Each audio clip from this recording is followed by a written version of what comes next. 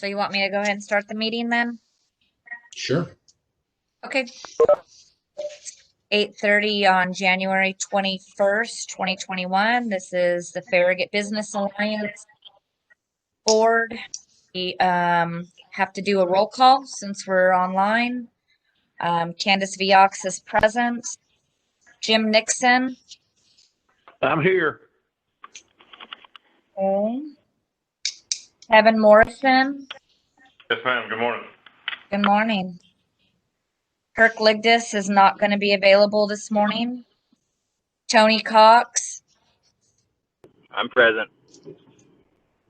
Michelle Austin. I'm present. Thank you. Louise Pavlin. Louise Pavlin here. Jeremy Kendrick. Good morning, I'm here. Good morning. Darren Talent. Good morning. I'm here. Mayor Williams.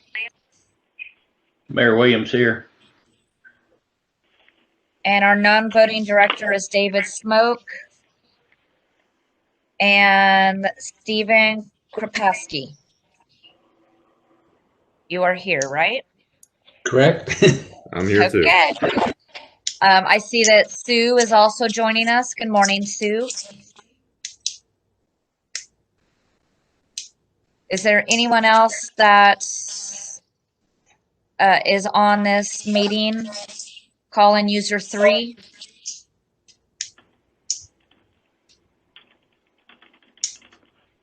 Members of the press. Is there anybody from the press this morning?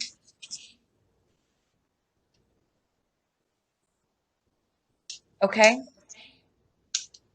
Trevor's Louise? here.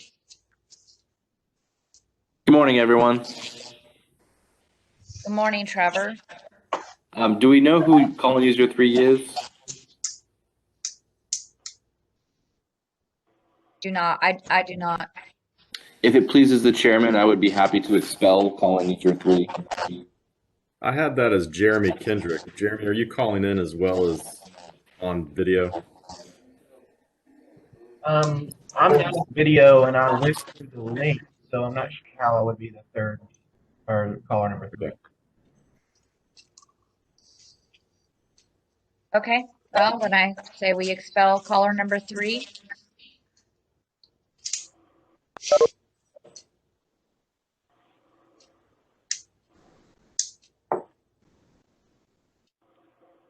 Trevor, is that something? Okay, awesome. Okay, so everybody had an opportunity to look over the minutes that were sent. Did anybody have any questions or anything, comments about our last meeting that we had on November the 19th? Motion to approve. This is Louise Pavlin, second. Thank you. The motion for minutes has been approved. Candace, you gotta do roll call vote. Oh, roll call again? Okay, sorry. Candace Viox, yes. Jim Nixon, Yes. Kevin Morrison, Yes. Tony Cox, Yes. Michelle Austin, Yes. Jeremy Kendrick, Yes. Darren Talent. Darren, did he fall off? Okay.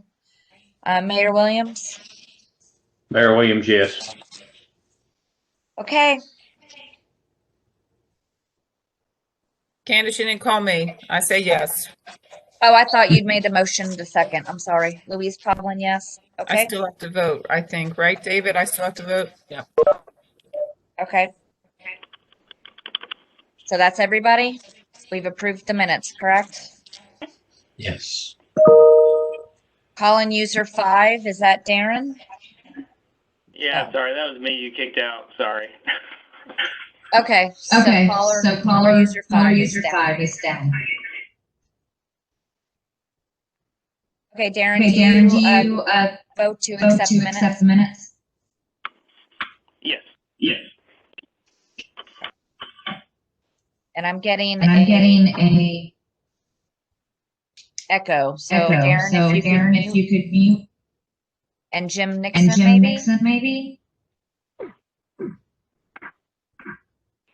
No, No, weird weird echo. echo.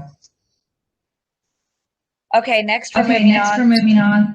Right, we got it. We got it. Candace, we got to figure that out because that's going to be annoying.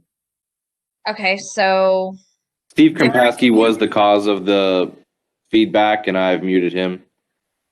okay, thank you. Next is the approval of the financials. Did everybody have an opportunity to look over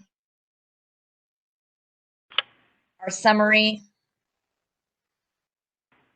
Yes, ma'am. I'll make a motion to approve the financials. Kevin Morrison.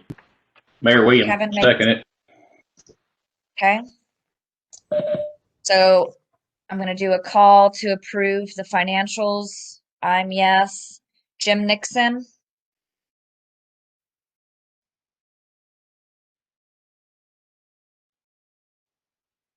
Jim Nixon. Motion to approve financials.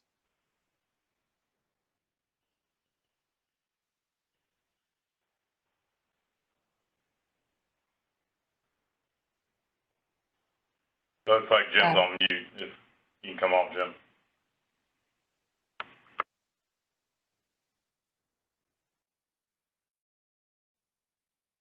Jim, you're on mute.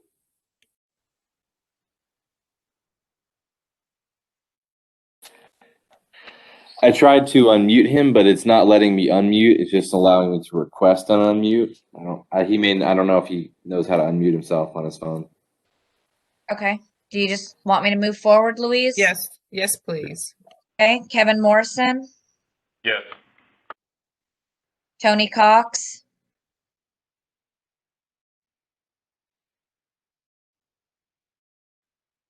Tony. Michelle Austin. Yes. Louise Pavlin. Yes. Jeremy Kendrick. Yes. Darren Talent. Yes. Mayor Williams. Mayor Williams, yes. Okay, so the motion to accept financials has been approved. Next, we're moving on to the content committee. No, I've got some information about the financials, and we have some board interaction. It was on the updated agenda I sent yesterday.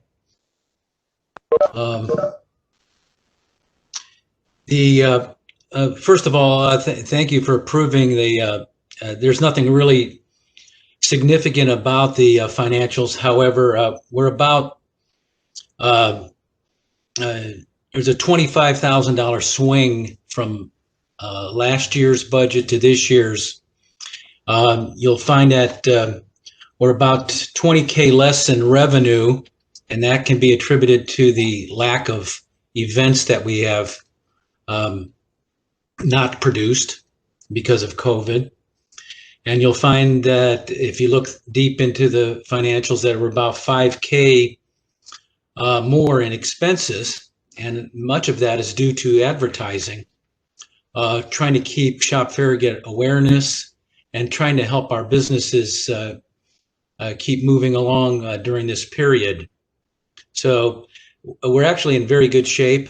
And as of this morning, cash on hand is at $36,454 with the deposit yesterday of the first quarter grant contribution by the town of Farragut and some booth sales on our bridal fair. So financially, we're in a good position, not the strongest we've ever been, but a good position going forward, even without events coming up in this quarter. If you have any questions, I'll be glad to answer them. But our our board business, now with the passing of David Purvis, we do have a board position open. We also have an officer position that's open. And that's important moving forward as we're in the time period now where I must file our annual report to the state of Tennessee. And I also must name a new registered agent. For all the years of Farragut Business Alliance existence, David Purvis has been our registered agent. So I'll need to update that, and we need to appoint someone to take that position. Candace, do you want to ask about adding a board member? I do know that Kirk Lignis has one individual in mind. He has not received, he's not at a point to announce anybody, and the person he's been talking to has been difficult to get back to. But we're at a point where we can make nominations. Doesn't have to be right away, but the treasurer position is more important to fill for the annual report and for the organization moving forward here right now.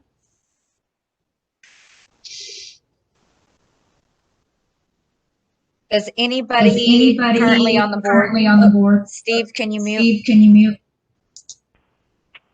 Thanks. Is there anybody on the board currently that would like to step into the role as being our treasurer? Or does anybody have any ideas or options of somebody that they would name that would like to join our board in that role?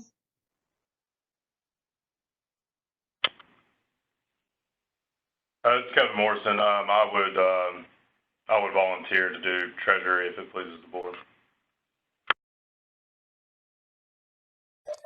I move that Kevin Morrison be appointed treasurer.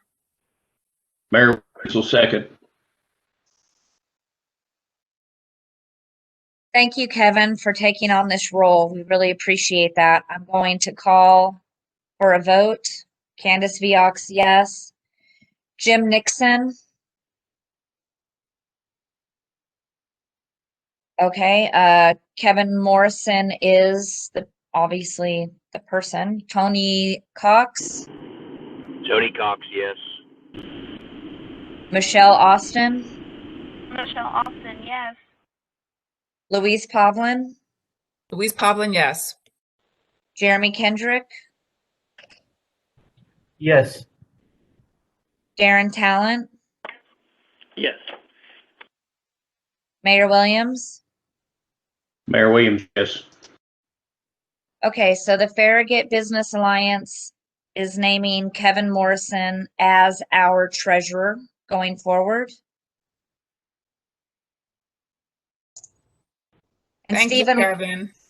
yes, thank you so much, Kevin. But Stephen, you said there was another position that we need to fill. What was the name of that position? Okay. Well, thank you, Kevin. All the board positions and the officer positions will come up in June. July 1 starts our new fiscal. We'll start another fiscal year so that we can renew everybody and get everybody straight. I'd love to get a secretary. Not that Jim's not the greatest one, but I'm doing the minutes, and it's somewhat more appropriate to have a board member or a non-employee doing the minutes. So, but speaking of that, the position we're looking for is registered agent. This is part of your annual filing to the state of Tennessee, and is the point person for your organization. That's if there's ever a situation that the state will contact this person to represent the organization. Anyone can be. There's no responsibilities other than having your name and accurate information on the documents that I file by April 1st with we're in a period between now and April 1st to file that document. So this is usually somebody who's going to be with the organization for a long time. So.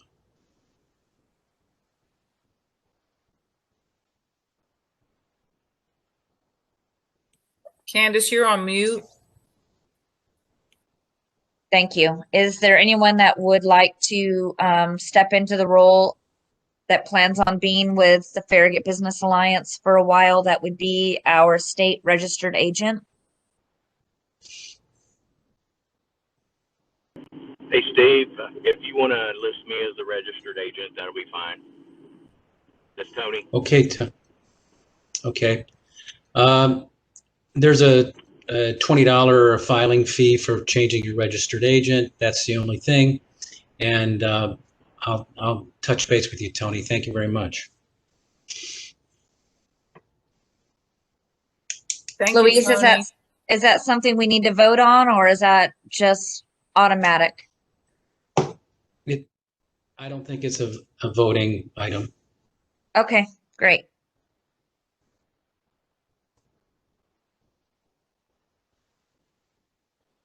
Okay, I'm thank done. you, Tony. Now on to the content committee for our update on all of our social media and marketing. Tony, would you like to share? Be happy to do so. I'm just going to share the information that we provided to the town for this latest report. So going back to the fourth quarter, Shop Farragut's Facebook presence, the two pages, Shop Farragut and the Taste of Farragut, had a combined total of 214 posts, a reach of 11,188 Facebook users, and 941 engagements. Obviously, the biggest push on that ended up being as we were going into the holiday season, which was geared around Shop Farragut for the holidays. That's also the hashtag that was trended with all of those particular posts and everything that was going on there. You know, if you go back and you compare 2020 to 2019, the numbers are down.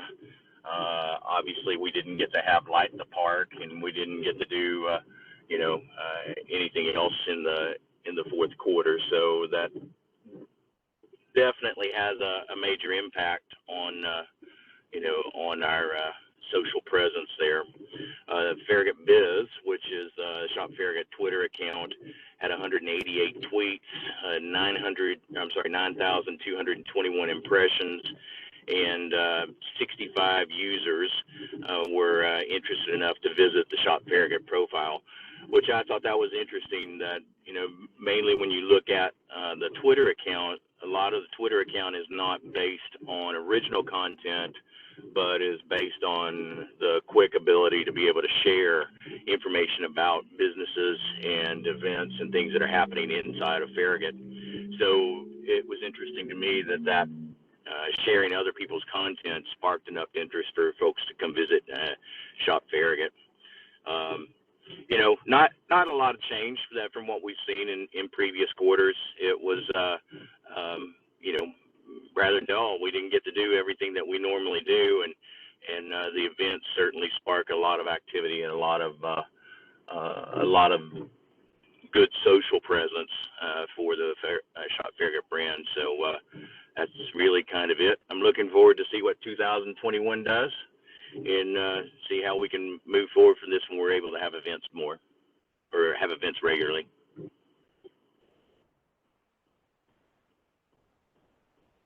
Thank you, Tony. Thank you for your report. Does anybody have any questions or concerns they'd like to share about our marketing or Facebook posts and Twitters and Instagram? I will say, even at the restaurant, I don't know if it's the age group of people that are moving to Farragut. I'm seeing much younger people, and I say younger, 28 to 35.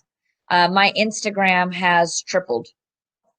So I don't know if it's because they're boycotting Facebook and using other social media things, but I think concentrating on our Twitter feed is going to get the younger families that are moving to the area. That seems to be working for the restaurant. So Candace, did you mean Twitter or Instagram? You said your Instagram was what has exploded, but you mentioned Twitter at the end. So is it both of those platforms or? yes, I'm sorry, both of the platforms. So the youngers, the younger groups of ladies and new moms are using Twitter extensively. My Twitter hasn't really done much in years, and now that seems to be something trending on my marketing. I had a meeting with my marketing crew yesterday, actually, and my Instagram and Twitter has increased in followers and tweets and sharing way, way higher than it was in 2019. So just different demographic. That's Yeah. kind of what I'm seeing right now. And we need to be aware of that because we are trying to attract that younger demographic. So Right. Okay, on to the director's report with Steve. Would you like to take it away, Steve? Sure. The Shop Farragut for the Holidays campaign, we had approximately 42 businesses in town become active in one portion or another, whether it's just a coupon or the signage program or advertising in the different vehicles, including Santa Shops Farragut for the Holidays insert in the Farragut Press. It was about an average campaign, although I think signage was up a little bit and people really took gave me comments backwards that they were happy to have their signage up at this time. I did have to take a few days to remind people to take them down, in fact, but we got those wrapped up finally. The big event, and in yesterday's reminder email, I attached the Farragut Bridal Fair event that we had originally planned for March 14th after some discussion, but meanwhile, the Pink Bride event in Knoxville pushed their event back from January. It was to take place 2 Sundays ago and pushed it right onto the March 14th date. So after much discussion and wringing of hands, we moved it to April 18th. Thankfully, the community center was open and Sue Stool has helped me plan that. Sue, I hope that you saw my application that after much discussion, we're only going to utilize just the gymnasium. We had looked at using all the different parts of the community center, but we're going to limit the amount of activity to just 28 vendors this time and try to do a smaller, compact event and make it do that well rather than try to spread it out. We're in that document that I sent yesterday, we're at 24 vendors so far with 28 spaces available. We'll start the marketing of it has already started with some advance ads in West Knoxville Lifestyle magazine, and coming up here in February will be a bridal section in the Farragut Press that we're going to take advantage of. It's shaping up to be a great event in that the people in the industry that we have involved are excited about it and think that we have a good mix, and it includes everything from our financial institutions to jewelry stores and insurance agents, along with the caterers and wedding specific businesses. It'll take place on the Sunday, April 18th from 1 to 5 p.m. Have any questions about the event? This will be our first one of the year, and hopefully there'll be enough vaccinated people or people comfortable to come out and take advantage of this. It's free to the public. And I did want to add, after our meeting yesterday at Abuelo's with the coordinators, Emily is definitely helping us get all of this together. But we came to the conclusion that there were 28 booths that were going to be available according to the map that you provided, Steve, which we have available for anybody who's interested in looking at that if you didn't get it in your email already. And out of the 28 booths, as of yesterday, we only had 7 that were still available. That may have even changed because I know several people were contacting you yesterday, Steve. So do you have 24. So how many booths are now available? Only 4. Okay. So just so everyone knows, that's going to generate upwards of $7,000 in booth fees to be able to pay for things like the tents, and the booths. There's no tents. Or the drapes and the individual booths to keep everybody safe. So did we ever hear back from All Occasion Rental yet to what their ideas of expense for that, or have we not been able to get in touch with them? We'll be using the gymnasium. The expenses are the rental of the gymnasium, which we will actually be using our 2 complimentary uses of the community center. One for Saturday, the 17th, as load-in day and setup day, and then Sunday, the 18th. So there's no charge there.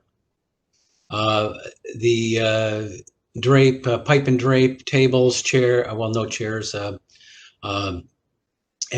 in, load out, etc., is around $3,000.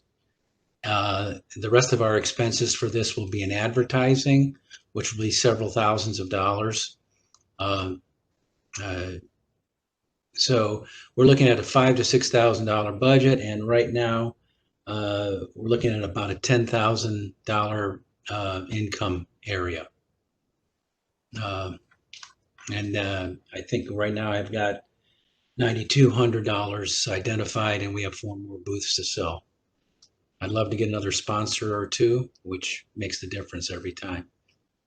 So it's a positive event to hold, and I think one that will definitely attract people to the community center and get some notoriety for a few of our wedding businesses or wedding associated businesses. Even Flower Power, a new business over by Costco, has a booth to do wine parties for bridal parties. So you get to go get a cooking class in wine, and they're going to try to sell that. So.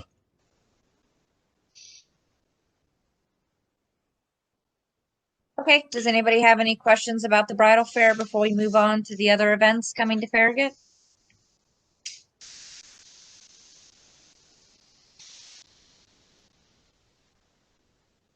Well, thank you. I'd like to ask the board to give me a positive direction on the events going forward as we hopefully come out of this COVID period, what makes sense, what doesn't. We do know that if we use the Fall Festival as an example, the outdoor events seem to be the ones that you don't have to worry about attendance, especially if the weather is nice. We do have a contract it's on my desk. I haven't signed it or sent a deposit yet, but Doc Dogs is holding August 13, 14, and 15 for us. And I do know that the usual suspects are looking forward to us producing that once again. But there had been discussion about the taste and how that should be moved forward. It doesn't seem it would be the same type of event with restaurants' ability to give away food at this time. So that's something that if we move forward, we need a committee to come together and figure out how to produce that. I do know that the Tequila and Taco Festival, which was planned for the J.C. Penney parking lot on April 24th, I believe, this year, has been canceled.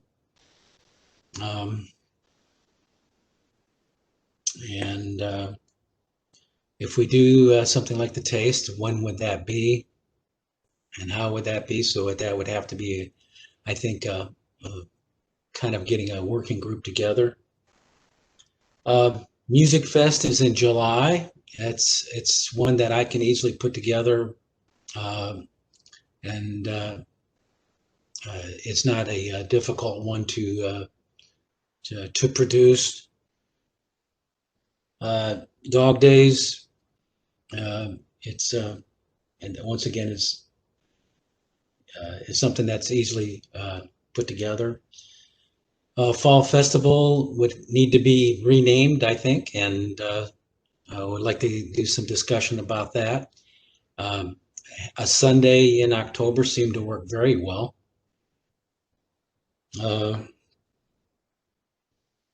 I do hope and pray that COVID is long gone and the countdown to Light the Park comes back, hopefully bigger and better, especially with all the additional lights. That's going to be one heck of a switch that night. And then, or other ideas that we may have. So none of it is too critical at this meeting, but I wanted to bring it up because I have to get some future planning put together. And if we're going to take advantage of any kind of forward advertising or placement of events, we need to start working on that now. I don't see the Health and Wellness Expo. Is that because it's going to be considered a next year or a next January kind of idea? Is that the plan for Health and Wellness? Yeah, I haven't met with Sue yet, but we'd look at that first or second Saturday in January of 22. And I just put 21 events down here.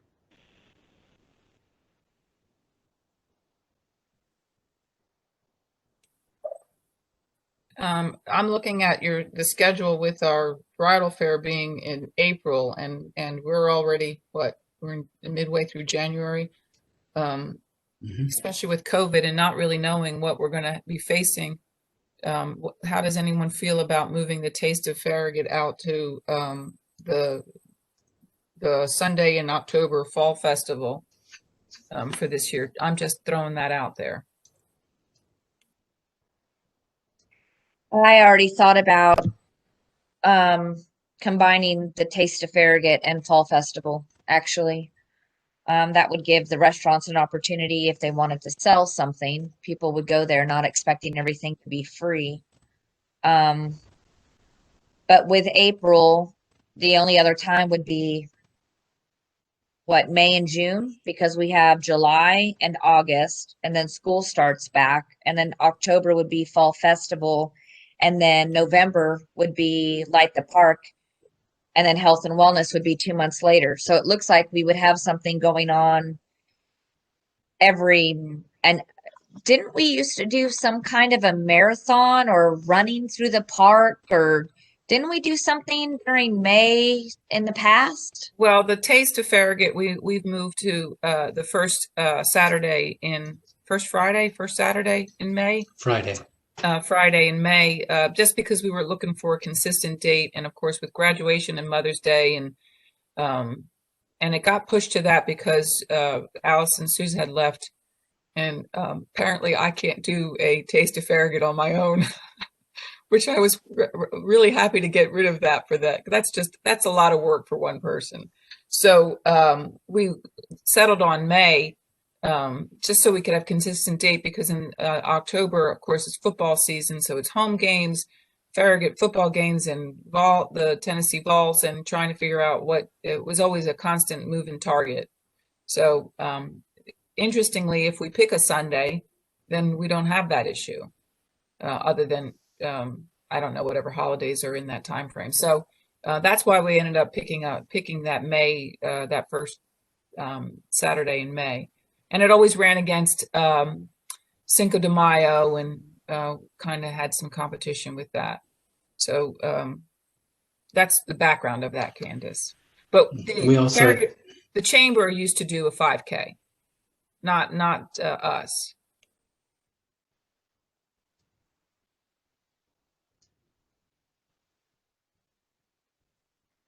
So does anybody have any thoughts about the Taste of, obviously that would be the next thing that we would be planning after the bridal fair. If we decided to do it before the music fest in July. I like the music fest. I think outdoors in July seems to be I just remember it being a fun event, and a lot of people came out for it.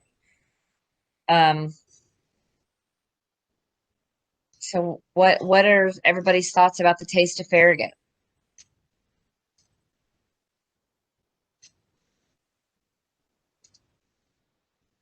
I think the Sunday in October would work wonderful, if we find the location. The location is going to be critical to pulling it off. But we have time to put a committee together and discuss how it would work. And if it's a free event, we'll definitely get the numbers. I don't think we have to worry about volunteer football this coming year. And it gives us plenty of time to plan a new version of the taste. So. And do you know, Michelle, how you were able to coordinate the JCPenney parking lot for the Taco Tequila Festival that sadly ended up being canceled? Do you know if JCPenney was directly involved with that, or was that something else that went on to be able to move that event? He just did it through me. I mean, him and I worked it out, and then I just had to get approval from my boss. Yes. Okay, what's your last? Multitasking over here. Yes, and then the only thing I had to have was the insurance information. And we do insurance on all properties that we go to. And I know there was, issues with considering JCPenney's parking lot in the past. But Michelle, do you think that would be something that we would at least be able to be considered if we wanted to move our fall festival / Taste of Farragut, or however we want to name it? Do you see that parking lot still being available in October for us at the moment? October, I probably could get that approved. I wouldn't see any issues with it, because that's not a peak time for us, and Sundays would probably be okay. I probably could get that approved. Okay, so thank you, Michelle. At least we know we have one location that we can consider. Does anybody else have any connections or ideas for another location to consider for this fall festival event in the Farragut area? Well, certainly there's the one on Campbell Station Inn, although I don't know how much space you guys need. So, I mean, it's a consideration.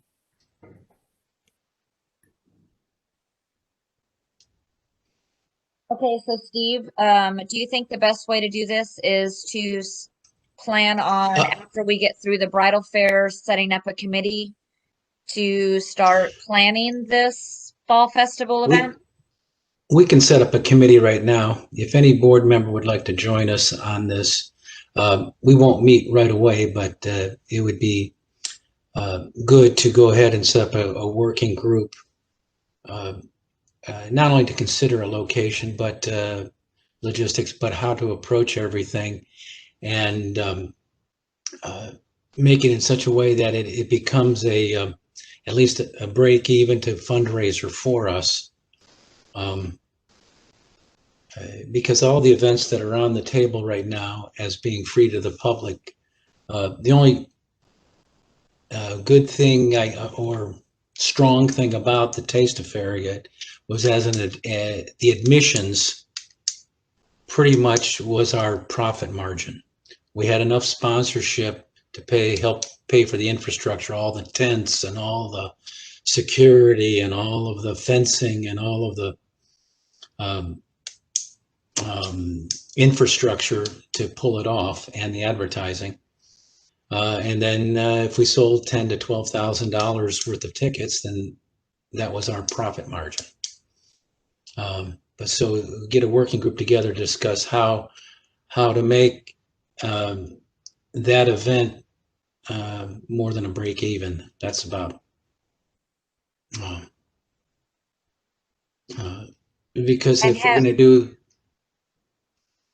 if it is done in a similar fashion with the infrastructure, we need to find a way to make sure it's paid for.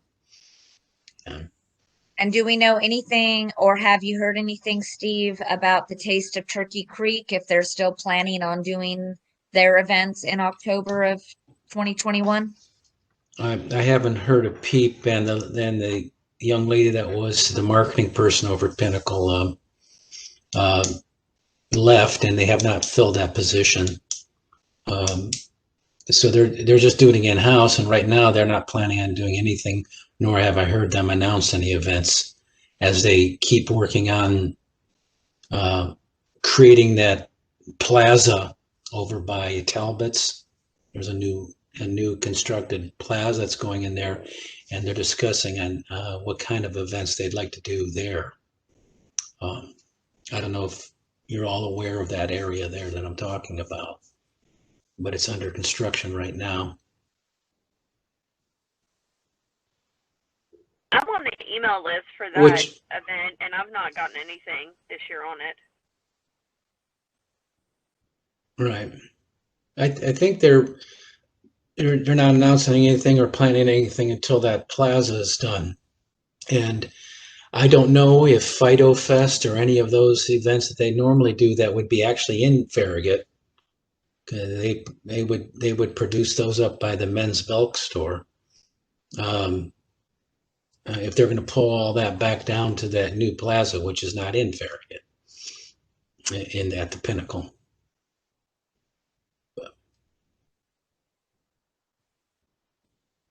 But haven't heard anything about restaurants, and I don't think restaurants are really trying to push for any events right now. So. No, that's very true.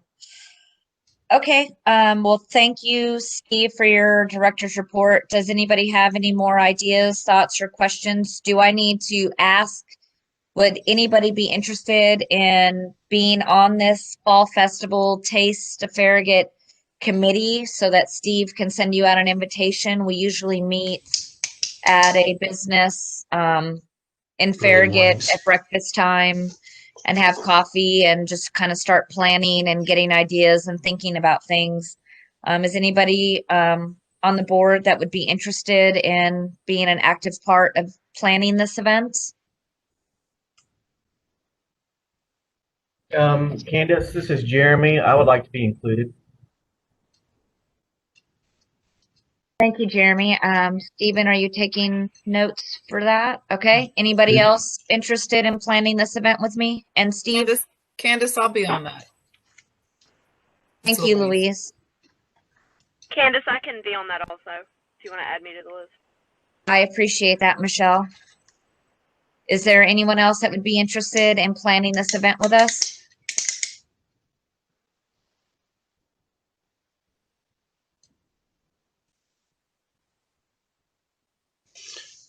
Well, thank you, everyone.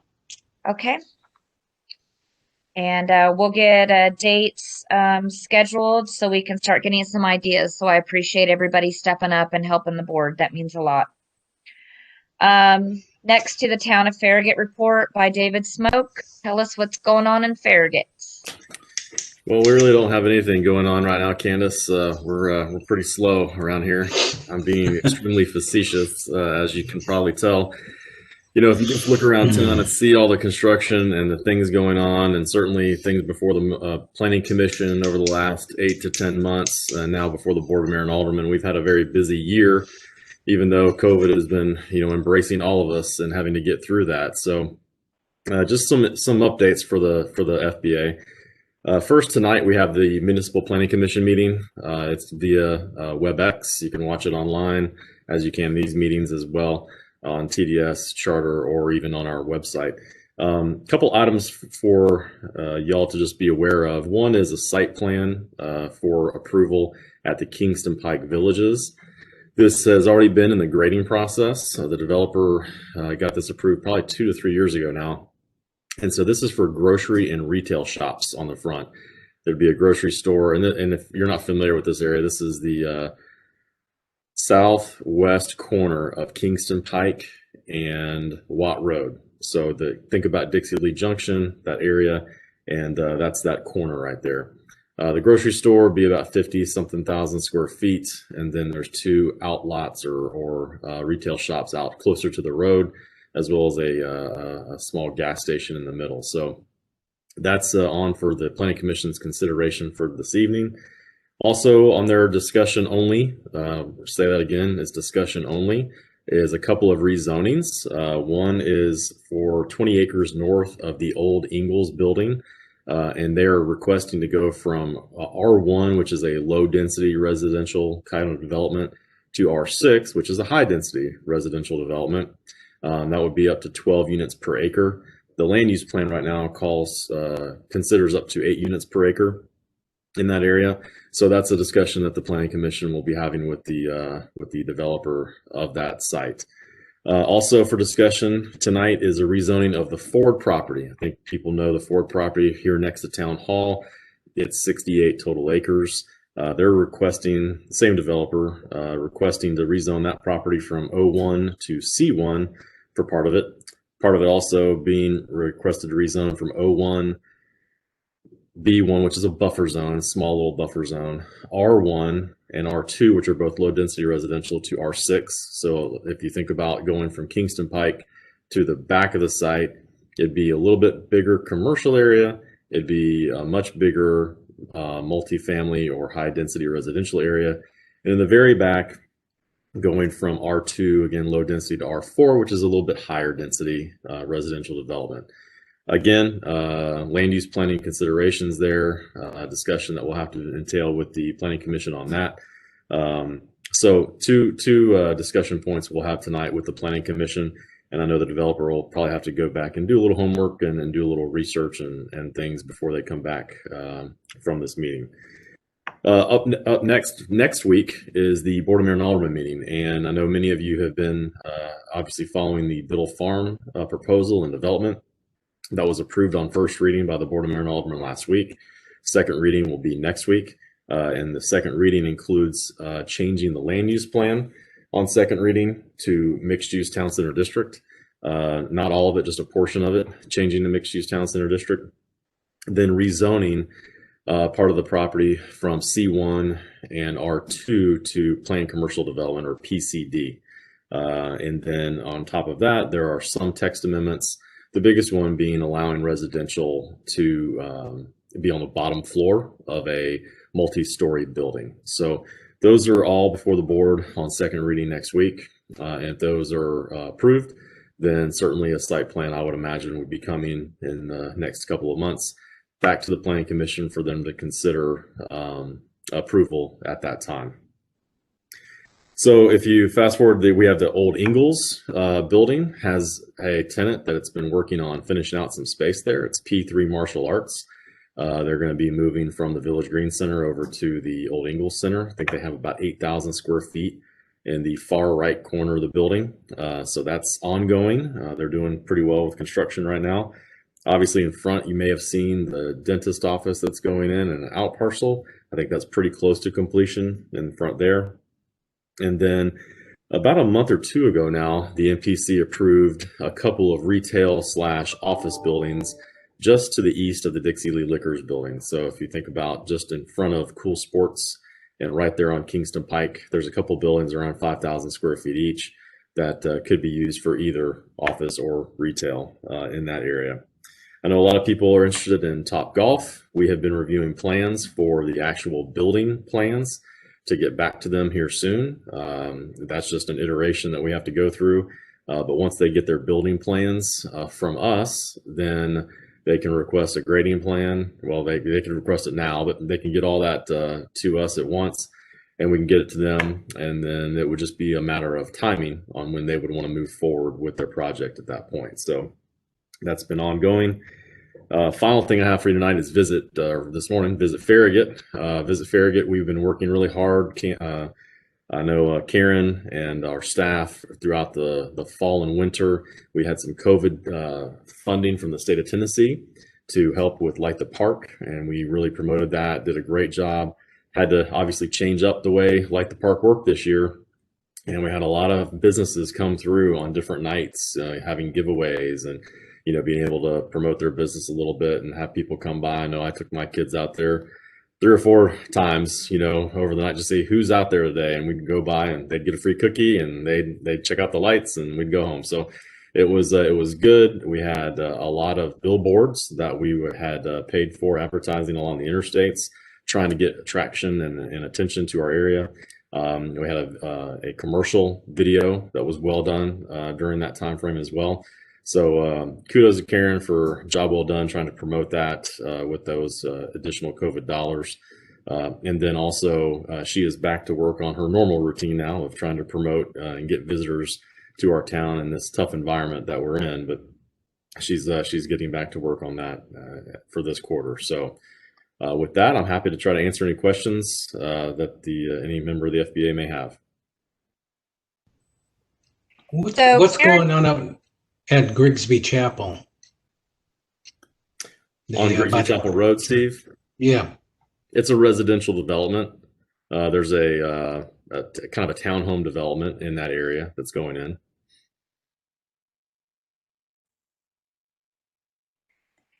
And Karen had mentioned a couple new businesses that were going to be opening in Farragut, something about a cheese shop and some other things. David, do you know can you give me a list of some of those? Do you know that they have an occupancy and they're getting ready to open businesses in Farragut?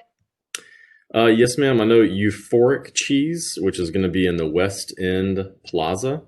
If it's not already open, it should be very soon. They just received a beer permit from the beer board to utilize that, and they have, I guess, exotic type cheeses, things you're not going to find just at the regular supermarket. So, and they do kind of pairings with beer, wine, things like that, along with cheese sometimes, and then sell it out of the store as well. So that's a new concept coming to the West End Avenue very shortly. There's another thing. I just saw it. We did a video on it. So you may help me out here. I think it's called Bricks. Brick House Collectibles. Yes, Brick House Collectibles, also in West End. I did not show that to my son because I think he would have too much fun. It's a lot of Legos and all that kind of stuff in there. So they've got some really neat things in there. And there's also a donut shop. Karen talked to them yesterday. They're working with the codes right now, getting all their compliance, but they're in the old Gigi's Cupcake location. Admiral Nutrition, which is also in the West End, they've only been open for a few months and already it has a new owner coming in. who I'm meeting here shortly. Talked with her briefly yesterday. And does anybody know if VG's Bakery ended up reopening up in that Kohl's shopping center? They have been open, I believe, for a while now. They've actually expanded their hours, trying to get back to normal a little bit.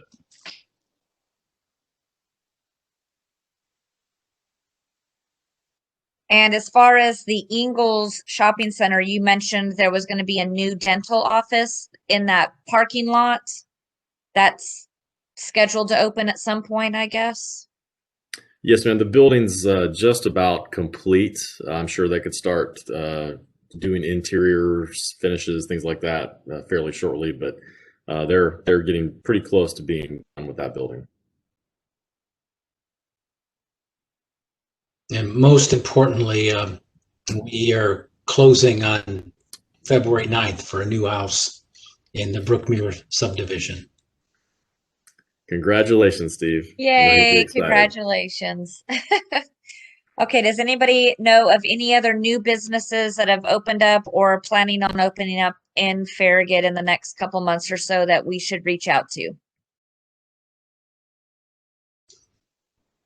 I have received about 3 different new business applications from the town. I'm on that loop of I guess when they request to get their business license or what have you. But some of them are in home. They're not storefronts. So, but we're keeping track of them, and I'm putting on my list. Some take advantage of the advertising and other events that we put on. Some don't, and most recently, we're getting applications, of course, for a lot of construction companies and other that they get their license just because they're doing business here in town. So, Darren, I wanted to ask, how are you guys? Are you seeing any pickup in reservations? How's the future looking? Do you guys have any ideas? Yeah, no, sure. It's, back in the fall, we had a pickup there with leisure travel. And then November through now, we kind of started seeing a decline again, and that's kind of continued. And looking forward, we are getting some sports events starting to book in the spring, but that's really about it. And corporate business is still pretty much completely gone, which, as we all know, is a huge part of our business. So it's tough, but I'm hoping as the vaccines roll out and all that, hopefully people will be confident to get back on the road. So. I'm praying for you guys, Darren. I know this has been a really tough time on you guys. Hey, Darren, Yeah, are you noticing a lot of out-of-state travelers that are staying at the hotel because they're meeting with real estate agents or want to see our park and areas? Because I'm seeing a ton of people coming through the restaurant that are looking at our area as a thought to consider moving to. Are you seeing that as well? Yeah, for sure. That we know about, at least I talked to, we probably have, I would say on an average, 1 to 2 rooms, maybe a week that are moving here from up north, California. It just seems everybody's trying to come to East Tennessee, so, which is great. But, it's not a huge amount, but like I said, that accounts for a couple of rooms a week, which is great, so.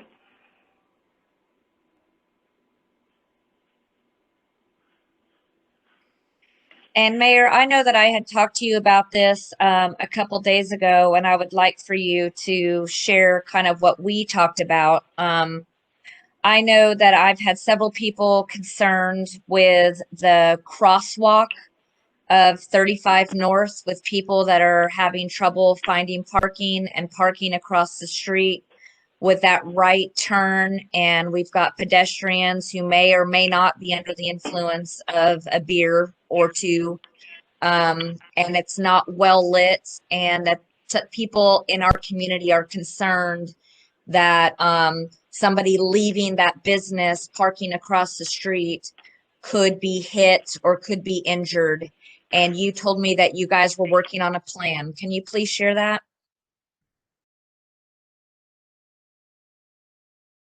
A little premature to say there's a plan yet. Daryl's looking into our town engineer, Daryl Smith, is looking into what options are available and short term and long term. And I think he's definitely on that. So hopefully we'll come up with something here very shortly. Thank you for that. And I wanted to take just a minute to ask everybody before I accept this. I was by Mayor Jacobs nominated me to serve as the business leader for the Committee on Health and Economic Well-Being. I am in the final consideration for this, and they will be doing a vote on Monday, January the 25th at 5 p.m. I just wanted to make sure there wasn't a conflict of interest. That will be something that I will be a part of, supposedly at the moment, once a month downtown, meeting with Mayor Jacobs about the health and economic well-being of businesses in Knox County. Does anybody have any concern or issues if I decide to accept this nomination? Candace, I don't think you have any, there's no conflicts there. I think you're going to be a great voice for the business community as they look to try to weigh the health impacts and helping our businesses kind of work through all of that, because obviously one size doesn't fit all. And I think you'll be a good voice for our businesses, particularly small businesses. Mayor Williams, I agree. Our small businesses need a voice, and that's kind of been lacking and down there. And I think that you'd be a perfect fit for that nomination. Okay, well, I appreciate that. I just wanted to make sure before I was offered it that I wasn't going to upset anybody on my current board. So I appreciate that. Is there any other business that needs to be discussed or talked about this morning before we adjourn? I did want to wish you congratulations, I think. So well, I still have to go through the process, so we'll see how this happens. I've never dealt with 8 county commissioners before in a meeting setting, so it'll be new, but it's an interview process. So I've gotten through the first hump, I guess, and I appreciate everybody's support. I wanted to let everyone know that I got a nice thank you note from Robin Purvis for our contribution to child help, which was David Purvis's special charity. And she thanked us for our ongoing support and his enjoyment of being a part of this organization.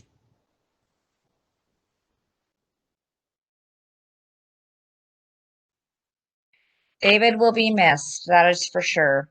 One other note that I forgot to bring up, and I think everything is now over with. I don't know if anybody had any other issues with some of the backlash that supposedly Farragut Business Alliance was involved in some kind of secret shady dealings. I know I received an email that was not friendly and boycotting my business because somehow I was involved in some kind of, honestly, I didn't even know what it was all about. But I do believe that it's since been resolved. Thank you, Mayor, for giving a comment to the Farragut Press on the behalf of the Farragut Business Alliance. Has anybody had any other issues or concerns? Because I was also able to give a statement to the Farragut Press. Michelle reached out to me. But I believe once this comes out, that Farragut Business Alliance was not in any way involved in any kind of promise of rezoning or contracts or any real estate dealings that were done under the table So I want to make sure that's clear, that everybody understands that no one on this board, neither myself or anybody here, made any kind of promises to any developers or gave any special consideration on behalf of the Farragut Business Alliance. Would anybody like to add a statement to that? This is Mayor Williams. Pretty much I put as far as a comment to Michelle was, I mean, that they asked for the facts, and basically I just give the facts, and I think that hopefully will be sufficient. That's primarily what I had to say. And again, I appreciate that, Mayor, so much for making that statement. Does anybody else have any questions or concerns before we adjourn? Hey, Candace, this is Kevin Morrison. No question or concern, but just wanted to say thank you on behalf of Turkey Creek. We had a group from Farragut reach out on letters of encouragement. I think there's some green mailboxes out there for basically writing to nurses. A lot of burnout right now within the industry. So just want to say thank you, everybody who had involvement within that from the town of Farragut. I believe it's going to run through March. And again, just appreciate the support. Well, Kevin, you're welcome. And Karen Tyndall, our tourism coordinator, I know her daughter, I think, works at the hospital and has been in respiratory care there and seen all the stuff firsthand. So she really wanted to get something out to the public. And we do have a green mailbox here at Town Hall, and we have one over at the community center. So I think, in fact, the Farragut Press may have an article in the paper today about it. So I think we can get more people writing those letters and encouraging the staff there. I think it'd be wonderful. That's great. Thank you, Deb.